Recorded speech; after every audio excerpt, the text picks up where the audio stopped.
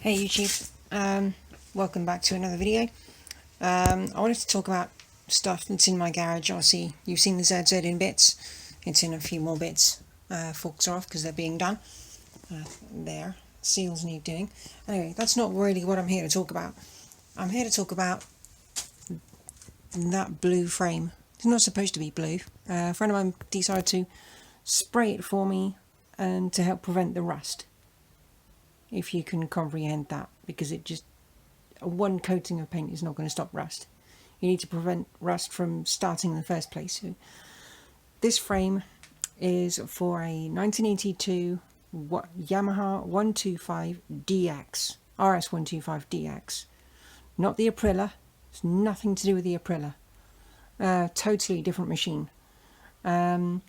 Now, I have most of the parts. The only thing which is wrong with this frame, apart from the fact that it's blue and it needs to be sprayed correctly, is that it's missing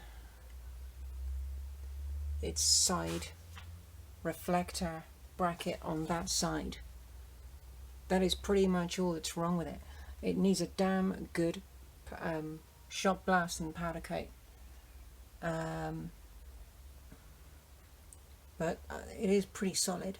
And I have pretty much everything for this frame, other than one very important part. The front wheel was removed because it was buckled and it needed new spokes. So I took it to a garage and to get it done, and they never got back to me. So I went to go and find them, and they had disappeared. Not a trace. So if anyone can help with the replacement of an rs125 DX front wheel, it has a brake disc on it, not drum like the RXS model, which is pretty similar. Anyway, there are loads of bits down here. I have the clocks, I have these spindles, pieces for the forks. I have pretty much everything here, and it does need reassembly. The airbox is in behind the push bike. That's the airbox. Oil box there. In here, because the light is not great. In here is that's the main stand.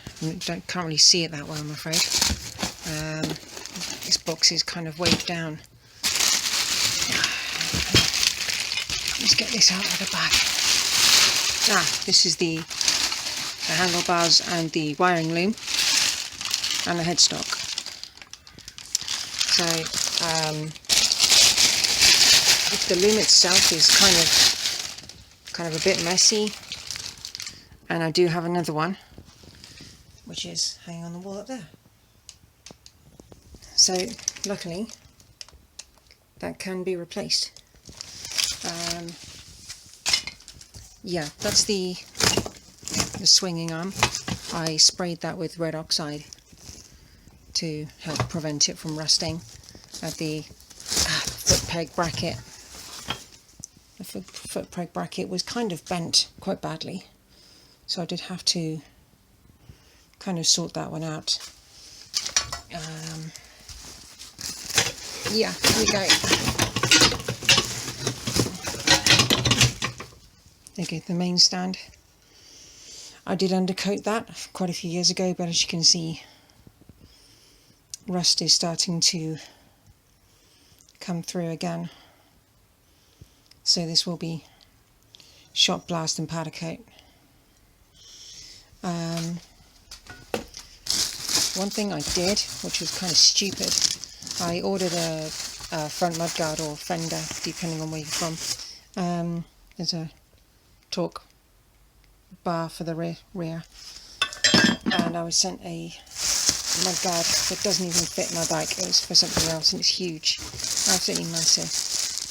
It's no good to me at all, so I have to sell that again. I have cables. There's the engine, and there's kickstart.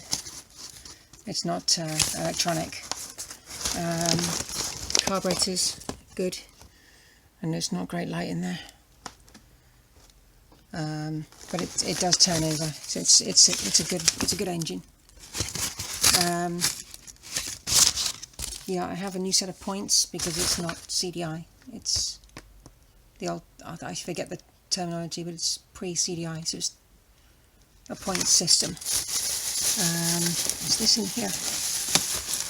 Oh, right there. Ah, that's the cover for the inside of the engine. Oh, it's part of the clutch. Yeah, it's part of the clutch. But the clutch is fine. I already have new plates put in there, so it's easy. It's good. It's fine. Yeah, rear registration plate holder. Lots of other bits and pieces in here. That's the exhaust. This mounts.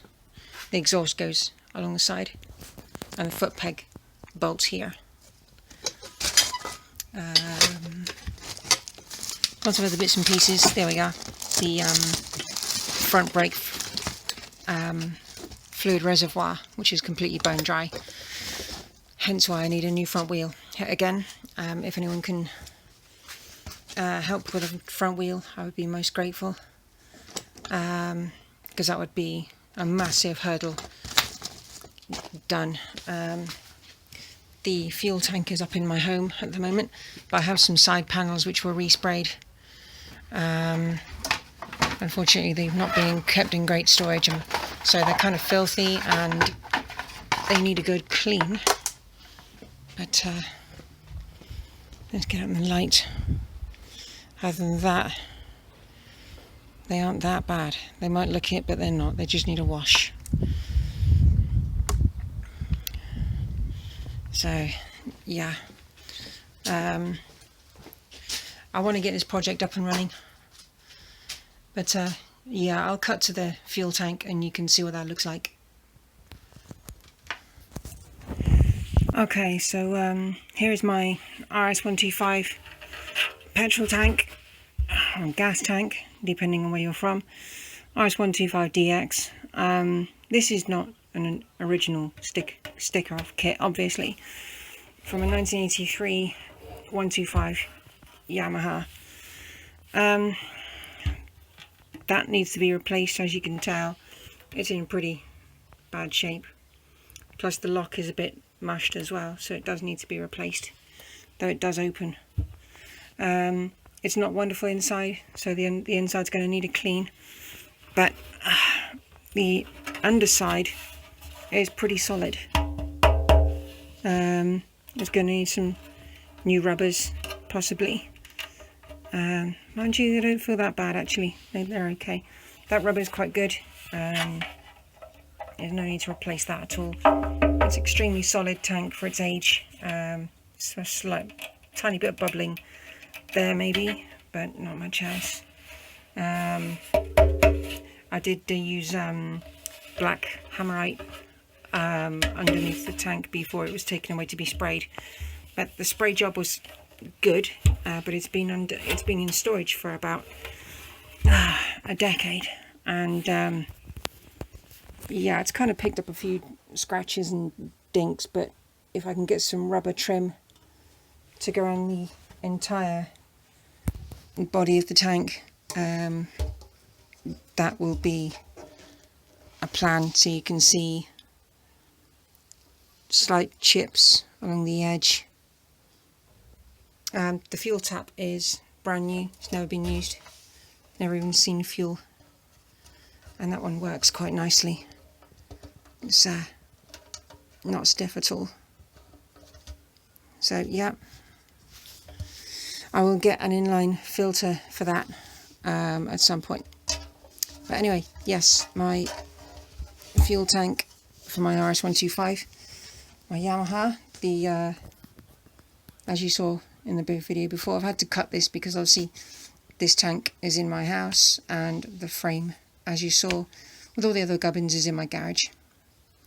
Anyway, I will see what I can do on trying to get all the bits I need for it, and yeah, I really want to start building it as soon as I can. Anyway, thanks for watching.